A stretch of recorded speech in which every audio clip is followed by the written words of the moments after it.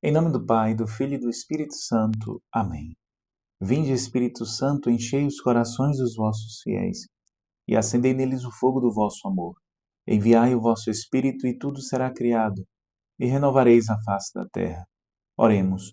Ó Deus, que instruíste os corações dos vossos fiéis, com a luz do Espírito Santo, fazei que apreciemos retamente todas as coisas, segundo o mesmo Espírito, e gozemos sempre da sua consolação.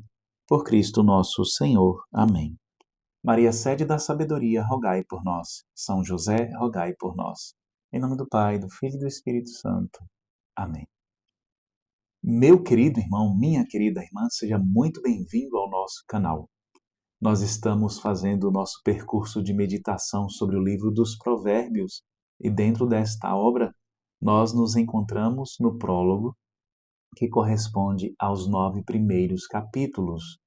E dentro do prólogo nós vamos iniciar hoje uma nova sessão.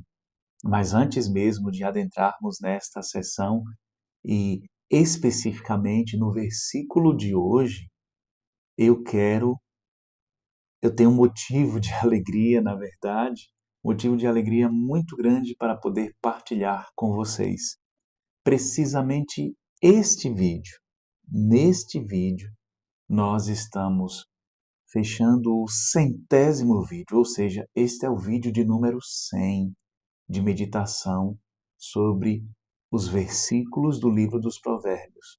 É o versículo 100 desta obra, Provérbios capítulo 4, versículo 10º, e, portanto, é o nosso 100º vídeo a respeito da meditação diária de cada versículo do livro dos Provérbios. Esse é um motivo muito grande para nós nos alegrarmos, agradecermos a Deus. Eu sou muito grato a Deus por ter me chamado para esta missão e por estar acompanhando, por estar Ele mesmo inspirando e dando as luzes necessárias para poder realizar esta obra. Sou grato a você que acompanha, que tem meditado e na vida do qual também eu acredito, na sua vida, Deus está realizando maravilhas por estar acompanhando e meditando e permitindo que a palavra de Deus possa transformar a sua vida para a santidade. Esse é um dos motivos. O segundo motivo da alegria é que exatamente também com este vídeo nós estamos completando 24 horas de gravação, ou seja, um dia completo de gravação. Nós teremos, portanto, com este vídeo, 24 horas em que nós estamos falando, meditando sobre a palavra de Deus. Quanta alegria! São 24 horas gravadas de meditação sobre a palavra de Deus. São 24 horas que estão aí, à disposição, a serviço de você, para a transformação de vidas. Tanto transformação da sua vida, como transformação da vida de outras pessoas, se você assim partilhar, se você assim também levar esta mesma palavra meditada, que está gravada aqui no nosso canal. Tenho certeza que a primeira vida a ser transformada é a minha própria vida, porque os ouvidos mais próximos dos meus lábios que estão a proclamar esta palavra são exatamente os meus. E cada vez que medito a palavra de Deus, especialmente nesta obra, neste intento de reflexão sobre o livro dos Provérbios, eu tenho pedido ao Senhor que possa transformar a minha vida e naquilo que depende de mim, eu tenho buscado me disponibilizar, me dispor a esta transformação. Eu dizia, portanto, que hoje nós iniciamos uma nova sessão do livro dos Provérbios, dentro do prólogo, que é exatamente Provérbios, capítulo 4, versículos do 10º ao 27, que esta sessão pode ser intitulada Instrução sobre os dois caminhos. É o pai, é o sábio que está instruindo o seu filho, instruindo o seu discípulo a respeito dos dois caminhos. Qual caminho a ser seguido? Obviamente, o caminho do bem, o caminho do Senhor, o caminho da escuta da palavra de Deus. Quais as consequências de se seguir esse caminho? Qual o caminho a ser evitado? Ou seja, o caminho da rebeldia, o caminho onde não se ouve a palavra de Deus, e quais as consequências de se seguir este caminho. Hoje nós vamos meditar o primeiro versículo desta sessão. Provérbios capítulo 4, versículo 10, que diz assim para nós: Ouve, meu filho, e acolhe minhas palavras, e se multiplicarão para ti os anos. Esta palavra, portanto, está dentro desta tradição. Nós já perdemos as contas de quantas vezes apareceram versículos aqui no livro dos Provérbios, e olha que estamos somente no capítulo 4. Em que um pai ou o sábio, no caso aqui os dois, que Salomão representa exatamente a figura dos dois, Salomão a quem é atribuída a autoria do livro dos Provérbios, está exortando o seu filho, está exortando o seu discípulo a ouvi-lo. Não é a primeira vez, inclusive aqui no capítulo 4 já é a segunda vez que aparece esta exortação a ouvir, a dar ouvidos as palavras, as instruções que ele irá dar. As palavras e instruções que ele vai, através das quais ele vai dirigir o seu filho, o seu discípulo. Ouve, meu filho, e acolhe minhas palavras, e se multiplicarão para ti os anos. Já tive ocasião aqui de explicar várias vezes a respeito do sentido do verbo ouvir na Bíblia, na palavra de Deus. Mas vale a pena, cada vez mais, aprofundarmos a respeito do sentido desta palavra. É interessante que no original hebraico, o verbo chama, e aqui está shema, porque é uma exortação, é um imperativo, ouve, meu filho. Então é shema. É interessante que o verbo chama, ele tanto significa, tanto tem o sentido de ouvir como de obedecer. Para o povo do Antigo Testamento, não só o povo do Antigo Testamento, mas para aqueles que são familiarizados com a língua hebraica, então também no Novo Testamento, que são familiarizados com a língua hebraica, com as línguas próximas à língua hebraica. Lembremos-nos que no Novo Testamento, na época de Jesus, lá em Israel, se falava o aramaico, que é uma língua muito próxima do hebraico. Não existe um ouvir sem obedecer. Não há uma dissociação, uma separação entre ouvir e obedecer. Então, portanto, quando se fala ouvir na Bíblia, nós precisamos entender ouvir / obedecer. Nós precisamos entender deste modo. Então, este verbo já tem este sentido, já possui este sentido. Agora é interessante, ouve, meu filho, e acolhe minhas palavras. Ele não coloca na ordem inversa. Acolhe minhas palavras e ouve. Ouve-as. Ou ele não coloca na seguinte ordem. Ouve, acolhe e obedece. Mas ele diz, ouve, que já significa ouve / obedece. E acolhe. Ouve, meu filho, e acolhe minhas palavras. É como se intencionalmente ele estivesse dizendo assim, olha, o ser humano, desde a mais tenra idade, ele não tem uma predisposição a acolher as ordens dadas pelo pai, pelos seus genitores, por aqueles que são responsáveis pela sua formação. Muitas vezes o ser humano é arredio. Muitas vezes o ser humano, ele resiste a isto. Porém, nós não podemos simplesmente ouvir e obedecer a partir do momento em que acolhermos. É como se o autor estivesse dizendo assim para nós: você aprenderá a acolher guardar no seu coração.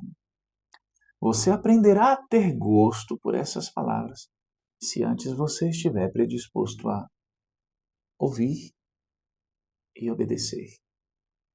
Nem sempre o obedecer vem depois do acolher.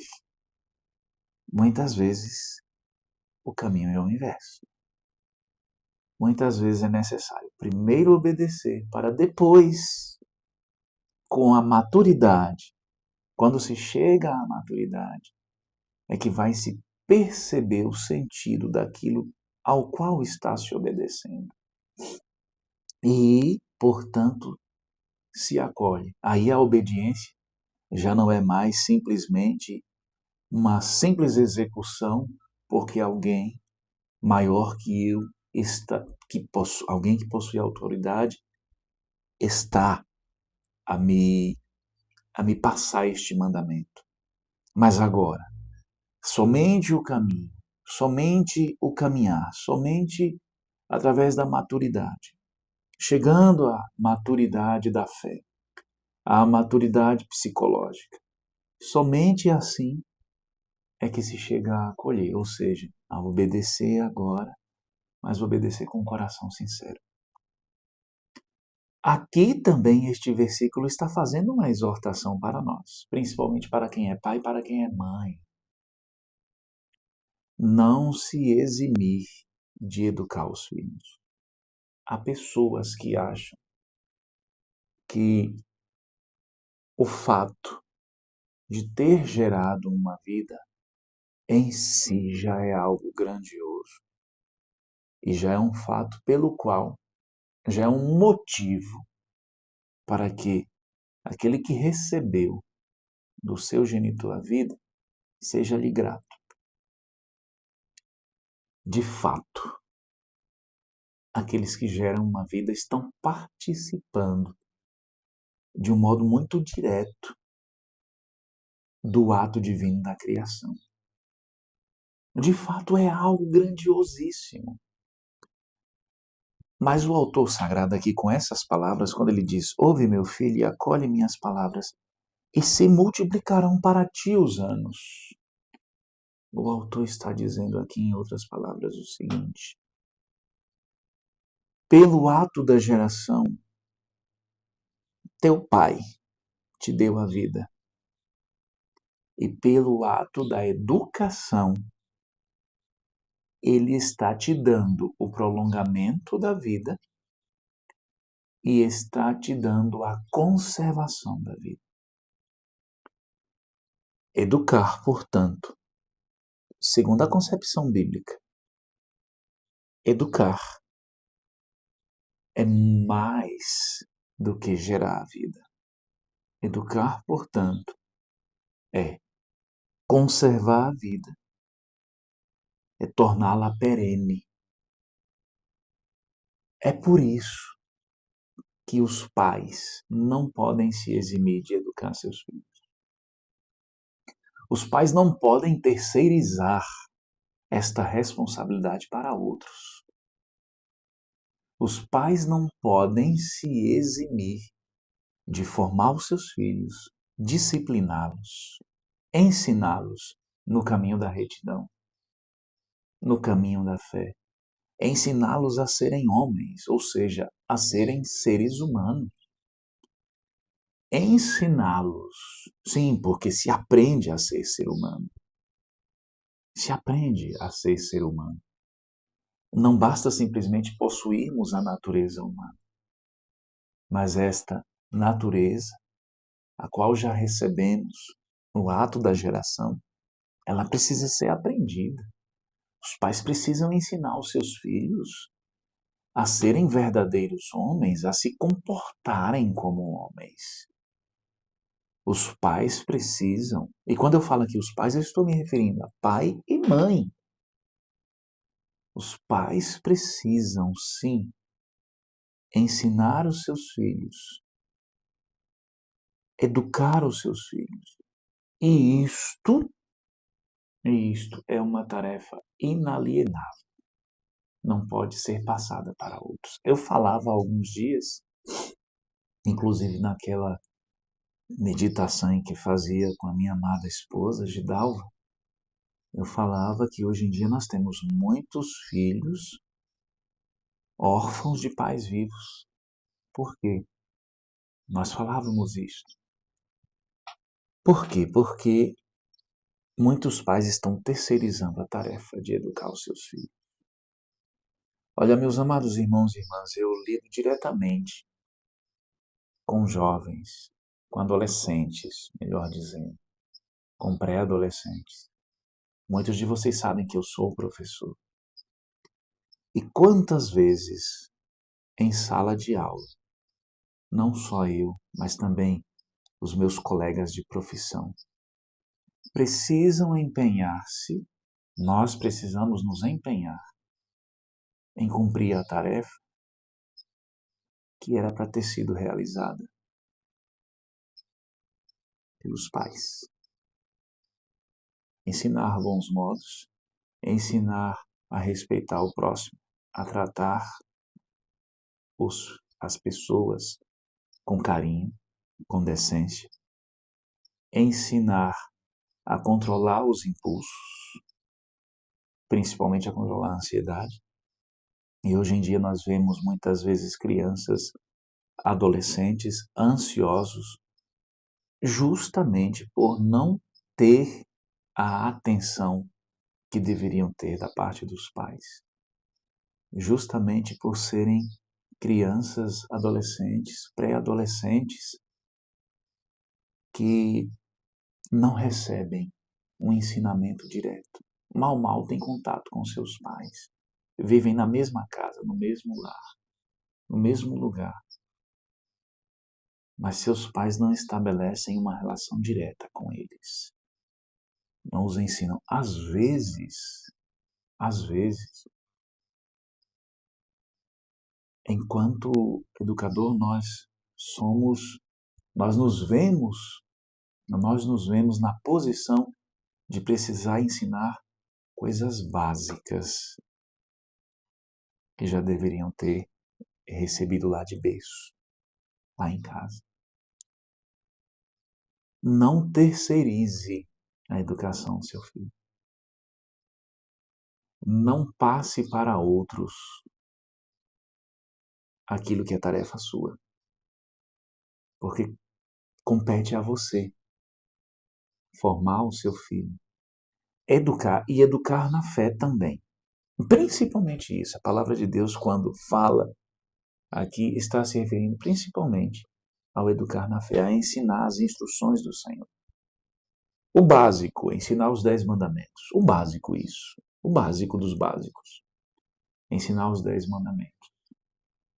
Ensinar a ser um homem, uma mulher temente a Deus, que ama a Deus, que honra a Deus, que ama o próximo como a si mesmo. Mais do que isso, que ama o próximo, tendo como referência o amor de Jesus. O básico dos básicos. Primeiramente, ensinar a ser humano. E, tendo esta base, ensinar a ser cristão. Não é tarefa de outro. Não é tarefa do professor do seu filho. Não é tarefa do avô, da avó do seu filho. O filho que é seu. Não é tarefa do tio, da tia. Não é tarefa de outro. Sim, eles colaboram. Também o professor, também o avô, também os parentes próximos, também os mais velhos são também educadores. Mas essa é uma tarefa primordial sua. Educar o seu filho é prolongá-lo na vida que vem de Deus, na vida abundante. Educar o seu filho é conservá-lo na vida, é fazer com que ele não morra, com que ele não perca a vida que realmente importa, que é a vida de comunhão com Deus. Ensine o seu filho a ser humano. Ensine o seu filho a ser cristão. E, consequentemente, se ele ouvir, se ele obedecer aos seus ensinamentos, se ele se deixar ser guiado pela palavra inspirada, que é a sua instrução, certamente ele chegará à santidade. chegando à santidade, isso significa a comunhão plena e eterna com Deus. Peça ao Senhor esta graça. O Senhor não faz simplesmente a imposição dessa responsabilidade a você e deixa a você, sem conceder nenhum auxílio, esta árdua tarefa. Ao contrário, se você clama a Deus, se você pede sabedoria a Deus, se você pede discernimento a Deus, se você pede amor necessário para poder cumprir esta tarefa, um amor sobrenatural, um amor que vai além do amor natural, que em si já é muito belo, que em si já realiza grandes coisas, grandes obras. Se você pede, o Senhor concede, o Senhor não só concede, mas o Senhor acompanha você nesta tarefa e o Senhor, sempre concede a graça para que você possa exercer esta função. Então, o Senhor não só está solicitando de você, pai, mãe, mas Ele faz com você e faz. E nesta parceria, há mais da parte dele do que sua. Ele não deixa você sozinho. Portanto, peça ao Senhor e Ele concederá esta graça. Louvado seja nosso Senhor Jesus Cristo, para sempre seja louvado. Fique na paz do Senhor.